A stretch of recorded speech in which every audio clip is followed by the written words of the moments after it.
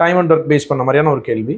இரு தொழிலாளர்கள் ஏ மற்றும் பி ஒரு வேலையை செய்ய ஈடுபடுத்தப்பட்டுள்ளன.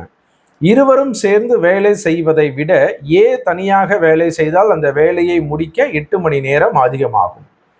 பி தனியாக வேலை செய்தால் இருவரும் சேர்ந்து வேலை செய்யும் நேரத்தை விட 4 மணி நேரம் அதிகமாகும் என்றால் அவர்கள் இருவரும் சேர்ந்து வேலை செய்ய எவ்வளவு நேரம் ஆகும் அப்படிங்கிறது கேள்வி. இந்த டைப் ஆஃப் கொஷின் நம்மளுடைய எக்ஸாமில் இதுவரைக்கும் ஃப்ரேம் ஆகாத ஒரு கான்செப்ட். நம்ம கிளாஸ்லேயே அதை பற்றி பேசியிருந்திருப்போம், ரைட்? இந்த டைப் ஆஃப் கான்செப்ட் வந்து பார்த்தீங்கன்னா நம்மளுடைய டிஎன்பிசி எக்ஸாமில் பெருசாக ஃப்ரேம் ஆகலை. ஆனால் மற்ற காம்படிட்டிவ் எக்ஸாம்ஸில் ரெகுலராக கேட்குற ஒன்று ஒரு வேலை எக்ஸ்பெக்ட் பண்ணலாங்கிறதுக்காக தெரிஞ்சுக்கலாம் நம்மளோட ப்ராக்டிஸ் டெஸ்ட்.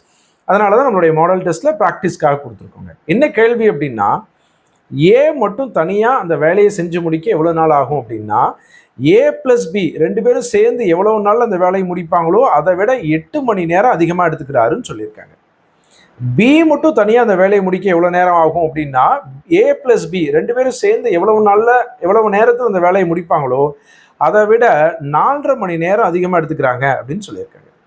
இந்த 4.5 மணி நேரத்தை கலப்பு பின்னமாக இருக்கிறத தகா பின்னமாக மாற்றணும் அப்படின்னா 9/2 மணி நேரம் அப்படின்னு எடுத்துக்கலாம், ரைட்?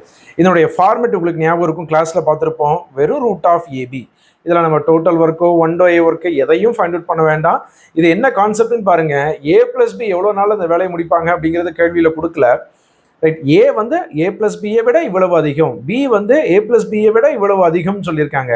அப்போ ரூட் ஆஃப் ஏபி, ஏ அப்படிங்கிறது கேள்வியில் சொன்ன ஒரு ஹவர்ஸ் எக்ஸ்ட்ரா இருக்கக்கூடியது, பியும் அதே தான். இப்போ இந்த ஏவோடைய வேல்யூ பியோடைய வேல்யூ இதில் சப்ஸ்டியூட் பண்ணுவோம். ஏங்கிறது 8, பி அப்படிங்கிறது 9/2.